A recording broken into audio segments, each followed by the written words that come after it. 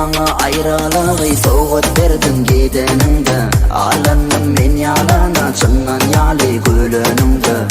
Yaktım sevimizi özge yürüp berenimde Çekip otu yüreğim bana boyan dertlerimi Sönni menin umidim özge tuttu ellerimi Görünme gözlerime hiç gözlem o gözlerimi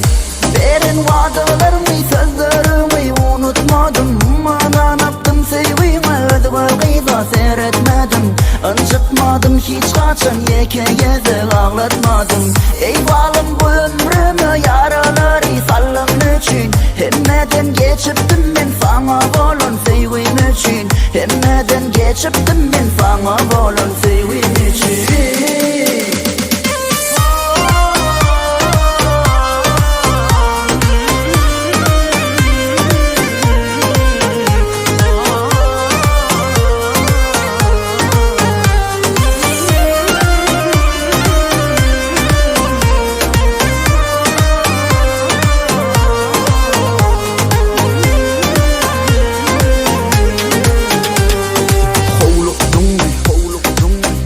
Köynöge giymeni ne dip dilin barıp billim ana Seni inni söyömok diymeni Yeke sen sebeptin bu elemde mana Hakikatten gülmeni Gel yine min ömrümü Sana bulun sevgimi söndürme Min öllürme olur güllürme Söy meni kimliğini bilirme Sana deliler yalı aşık min Mana kemme bögüttün aşıp gel Yar sana ba minnen yeke sorog Ayd etmedim mi ya sana korog Min söyyen seni yalın olur Vaktin barka gel iza dolun Sen Leyla men sana mecnunum Bana taraf bolsun yeni sen uğrun